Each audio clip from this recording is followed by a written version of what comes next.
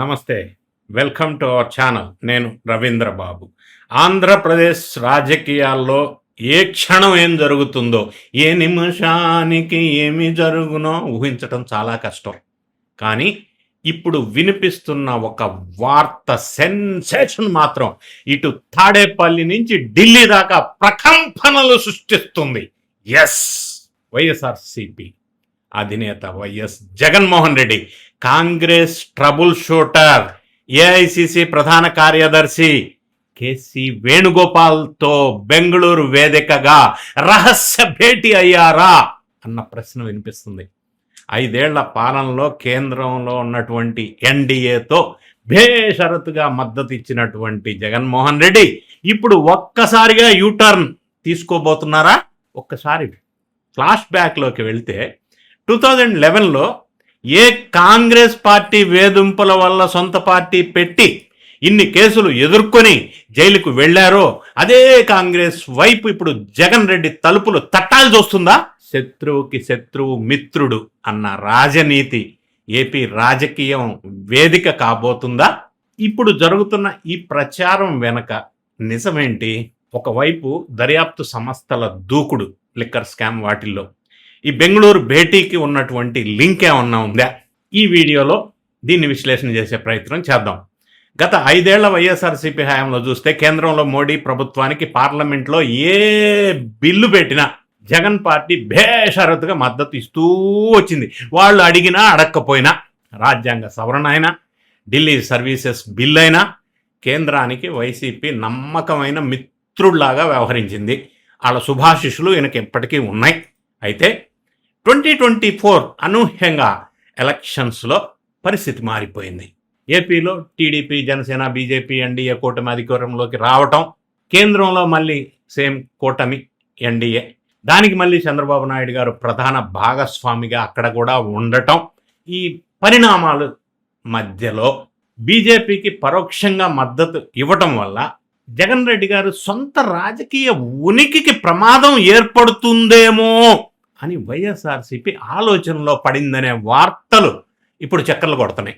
ఢిల్లీలో మారిన సమీకరణాలు నేపథ్యంలో జగన్మోహన్ రెడ్డి తన పొలిటికల్ స్ట్రాటజీని పూర్తిగా రీడిజైన్ చేస్తున్నారు. స్ట్రాటజిస్ట్ అడ్వైజ్ అయి ఉండొచ్చు. ఇది ఒక టాక్ నడుస్తుంది. కారణాలు ఏంటంటే జన్జీ ఫ్యాక్టర్, మోడీ సర్కార్పై కొంత వ్యతిరేకత. ఒక అంశం చూసుకుంటే మనం అసలు జగన్ రెడ్డి ఆలోచనలో ఈ మార్పు రావడానికి ప్రధాన కారణం ఏంటంటే ఒక కారణం, ఇది అన్ని చాలా ఉండొచ్చు, ఉన్నాయి కూడా. అయితే జాతీయ స్థాయిలో పెరుగుతున్నటువంటి జన్జీ ఆగ్రహావేశాలు, ఉద్యమాలు, యాజిటేషన్స్, దేశవ్యాప్తంగా నిరుద్యోగం, పేపర్ లీకులు, వ్యవస్థాగత లోపాలపై యువతలో కొంత అసంతృప్తి ఉంది అనేది ఇటీవల పరిణామాలను బట్టి మనకు అర్థమవుతా ఉంది. రాబోయే రోజుల్లో కేంద్రంలోని ఎన్డీఏ ప్రభుత్వానికి ఈ జన్జీ ఫ్యాక్టర్ కొంత ముప్పుగా పరిగణించబోతుంది అని రాజకీయ విశ్లేషకులు లేదా జగన్ రెడ్డి గారి స్ట్రాటజిస్ట్స్ అంచనా వేస్తున్నారు. జాతీయ స్థాయిలో జన్జీ ఆగ్రహం ఒక ఎత్తు అయితే, మరి ఏపీకి వచ్చేసరికి ఉద్యోగ ఉపాధి అవకాశాలు మెరుగుపరచడం, డిఎస్సి వల్ల భారీగా లబ్ధి పొందటం యూత్, కూటమి హామీలపై యూత్లో కొంత సంతృప్తి ఉంది. మరి ఇటువంటి నేపథ్యంలో టోటల్గా యువతని తన వైపు తిప్పుకోవాలి అని జగన్మోహన్ రెడ్డి గారు కొంత ప్లాన్, స్ట్రాటజిక్గా, వ్యూహాత్మకంగా ఆలోచిస్తున్నట్టు తెలుస్తూ ఉంది.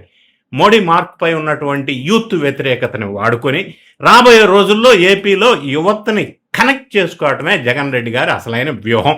ఇది వ్యూహకర్త కపిల్ సాహు ఇచ్చినటువంటి సలహా అని తెలుస్తూ ఉంది.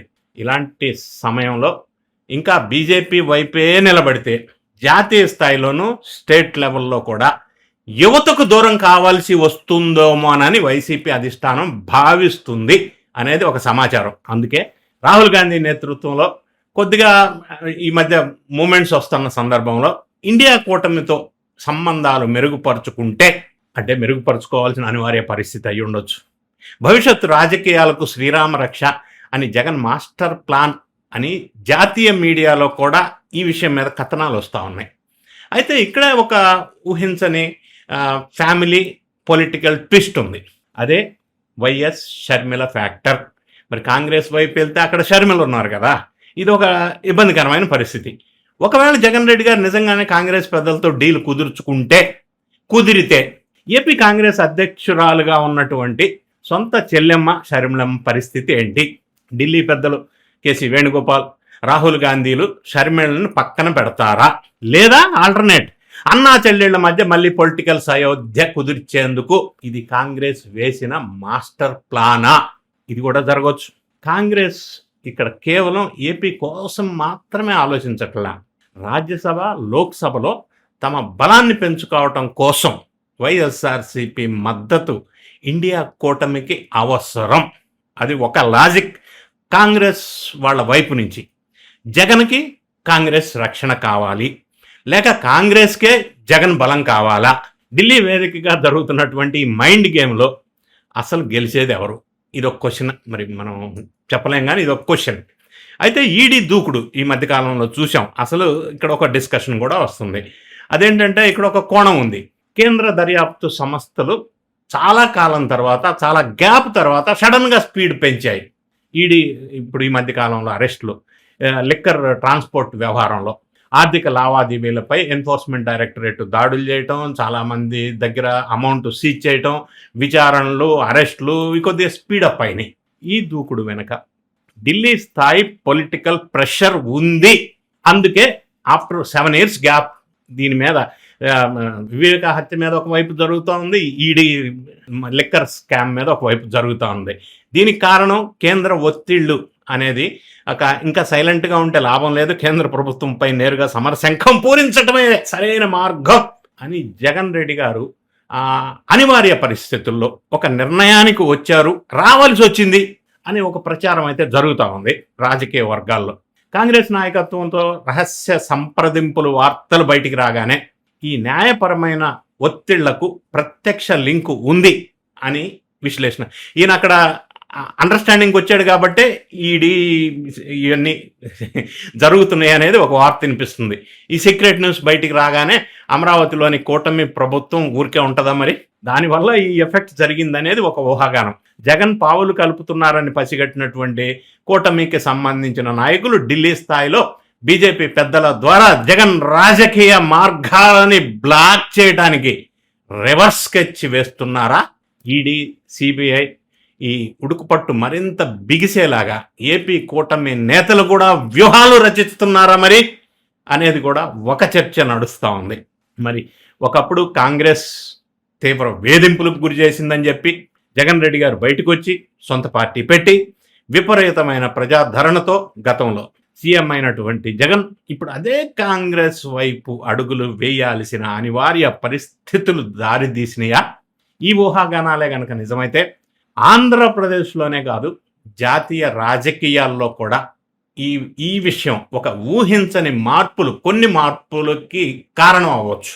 భవిష్యత్తులో జగన్ కేంద్ర ప్రభుత్వంపై నేరుగా విమర్శల బాణాలు మరి ఇక నుంచి ఎక్కువ పెడతారా? ఈ టైఅప్ అయితే ఎన్డీఏకి మరి ఏమన్నా షాక్ ఇస్తారా? వేచి చూడవలసిన అవసరం ఉంది.